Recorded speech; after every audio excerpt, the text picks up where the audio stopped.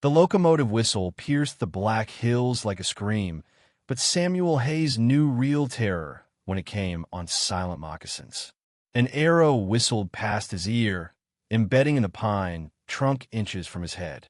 He pressed his back against the rough bark, his surveyor's transit clutched like a lifeline instead of the rifle slung uselessly over his shoulder.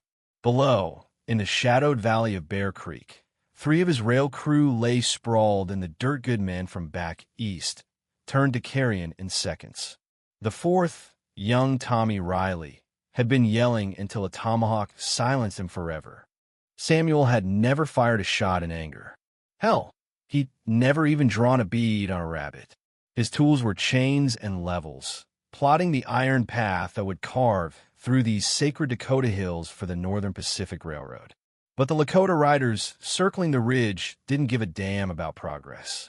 They saw invaders, and Samuel was one of them. A shadow flickered on the outcrop above. He raised the rifle with shaking hands, heart pounding like a steam engine, and stared into eyes black as midnight coal not the war paint of a brave, but a woman's face fierce and stunning enough to steal his breath even as death rode the wind. She could have ended him with a single arrow. Instead, she whispered one word in flawless English: "Follow." What do you do when your enemy hands you a way out? Samuel dropped into the underbrush behind her, questions burning hotter than the grays on his side. Samuel Hayes had ridden into Dakota territory to lay out track lines for the railroad barons back in Chicago. What he got was Isabella Blackfeather, a woman who would etch her mark deeper than any spike. At 34, she moved with the quiet power of someone who danced between white man's towns and Lakota camps. Daughter of a fur trader from St. Louis and a Lakota woman, she'd learned young that survival meant threading the needle between worlds that'd sooner snap it. She'd been shadowing Samuel's crew for days, watching through a stolen spyglass as they measured the holy valley where her husband's spirit rested. When Red Eagle's war party struck, she'd spotted something that halted her cold. The white man had flung his gun aside rather than fight back. "Brave or fool?" she murmured, leading him down a hidden game trail into a secluded glen ringed by granite boulders. Samuel winced as she sliced away his bloodied shirt, the arrow's path a fiery furrow across his ribs. "Probably fool," he admitted. Her touch was steady, almost tender, as she packed the wound with moss and cloth. "Your husband would have called me yellow," he said, meeting her gaze. She didn't flinch. "My husband, Storm Rider, chief of the Pine Ridge Band. Cavalry round took him last winter." Samuel traced the sharp lines of her face-high cheeks from her father's side, eyes holding a wild spark that could ignite a man. "I'm sorry. I'm no soldier, just an engineer. You work for them." Her laugh was bitter as black coffee. "Those tracks you're plotting? They're chains, mister. They show where the rails go, where the soldiers follow, pushing us off our own ground." The truth landed like a sledgehammer. All those careful measurements weren't just lines on paper, they were the noose tightening around a people's way of life. "I didn't know," he said softly. "Now you do." She bound his ribs with strips from her shawl. "Question is, what'll you do about it?" Night fell over the hills like a heavy quilt. Isabella kindled a small fire in the glen, its glow playing tricks on her features, turning her deerskin tunic into something alive and untamed. Samuel watched her, mesmerized by how she fit this wild place curves that spoke of strength, not fragility. He'd lived a life of blueprints and boarding houses, desired something from dime novels, not this fire in his veins. "You're staring," she said, not looking up from the pheasant she was plucking. "Never seen anyone so at home here. Like the land's part of you." She glanced over, something raw in her eyes. "I fit nowhere. Too white for the Lakota, too Indian for the whites. Both sides want it gone. What do you want, then?" The question hung there. She paused, knife in hand. "Want for folks with full bellies. Can't afford it. Everyone deserves a want." He leaned closer. "Me? Besides laying track, I want to build something real. Not just measure what's there. I want to feel alive, you know.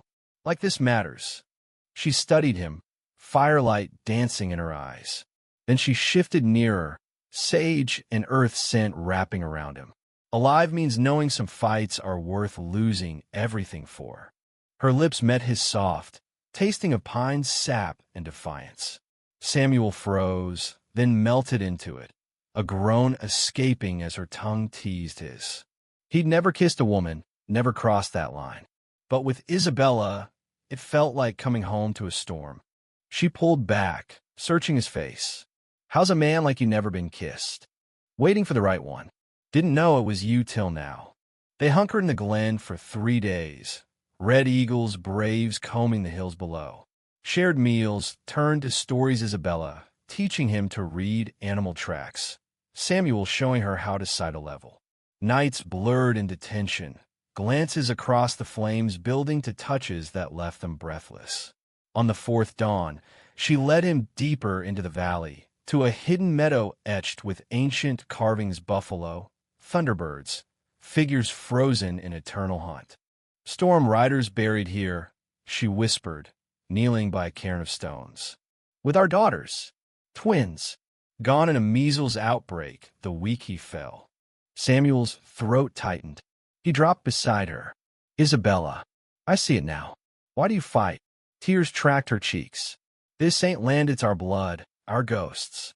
Your railroad here, it'll steamroll it all. In that sacred quiet, Samuel's world cracked open. They won't build it. Without my surveys, they can't route the tracks through. You'd throw away your job? Your life. He took her hand. Career's nothing if it's on stolen ground. You asked what I want this. Making it right. She searched his eyes, then pulled him close. Their kiss ignited, hungry, laced with urgency. Clothes fell away amid the carvings, their bodies joining under the vast sky. Samuel had imagined passion in books, but Isabella's touch guiding, demanding shattered him. Her gasps, the arch of her back, his name on her lips, it was raw, real, a forbidden fire that burned away his old self. Afterward, tangled in the grass, he traced her skin. What now? We go back to our sides. You're cruel, come looking. Red eagle won't quit. Hoofbeats echoed, as if on cue. Isabella tensed. 2 parties, yours from the east, mine from the west. Caught in the middle, like always. Captain Nathan Hayes thundered into the meadow with 20 bluecoats, fury etched on his face. Samuel's older brother had always been the soldier, Samuel the dreamer. But this rage was new, cold as a bayonet. Samuel, step from that savage and we'll talk civil, Nathan barked. Isabella bristled. Samuel stepped forward, hand on the pistol he'd finally loaded. Her name's Isabella Blackfeather. She saved my hide. Saved? Or lured you into a trap, like the one that gutted Riley and the boys. Nathan dismounted, revolver loose in his holster. The trooper shifted, eyes hard. Months of skirmishes had bred distrust. She had no part in it, Samuel insisted. Pull me out after Red Eagle hit. Nathan sneered. Red Eagle squaw, cozying up to you? Convenient. I'm no man's woman.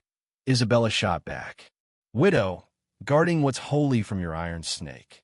Nathan's laugh was ugly. Holy? Your man-storm rider butchered half my patrol last fall. Deserved every bullet. Storm Rider fought invaders, she countered. You call it murder, we call it survival. The air crackled. Samuel felt the standoff teeter one spark, and blood would soak the earth. Enough, Nathan. This valley's their burial ground. We can't run tracks here. Nathan's eyes narrowed. You forgetting who's in charge, little brother? You're a contractor with secret surveys. Fraternizing with hostiles? That's treason. Samuel's choice crystallized. He yanked his notebooks from his saddlebag weeks of rail routes and hurled them into the fire. Flames devoured the pages, blackening his future. You idiot. That's months of work. Something that should have burned sooner. Before Nathan could react, war whoops shattered the silence. Red Eagle burst from the trees, 24 braves behind him, massive, scarred, eyes blazing hate. Blackfeather, join us. In the white dog's trespass. Isabella stepped between them, pleading in Lakota. Samuel caught fragments piece, enough blood. Red Eagle listened, then spat. You bed the killer of your husband? On his grave. I choose no more graves, she replied in English. End this. Red Eagle knocked an arrow. It ends with him. Time stretched. The shaft flew straight for Samuel's chest. Isabella lunged, taking it in the shoulder. She crumpled into his arms, blood staining her tunic like spilled ink. No! Samuel cradled her, pressing the wound. Hold on. Her eyes, dimming, locked on his. The silver cache. Storm Riders raid on the stagecoach. Hidden in the red cliffs, eagles perch. Trade for peace. Chaos erupted, rifles cracked, arrows whistled, men fell screaming. Samuel barely registered it, the world shrinking to her fading breath. Isabella Blackfeather, bridge between worlds, chose love over legacy. She slipped away, leaving him hollow. 6 months on, Samuel stood atop a ridge overlooking the new rail spur at Willow Bend, 30 miles north of the valley. Smaller than planned, funded by silver from that hidden cash bride from the cliffs with her final words. The army took it pragmatically. Dead soldiers cost more than deals. Red Eagle perished in the fray, his braves scattered, too weary for endless war. 3 troopers gone, but the survivors signed a shaky truce.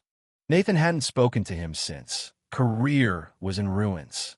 But Samuel visited Isabella's grave, weekly a simple stone marker on the hill where they'd loved, wild sunflowers blooming defiantly around it. The Lakota saw it as a sign, life from loss.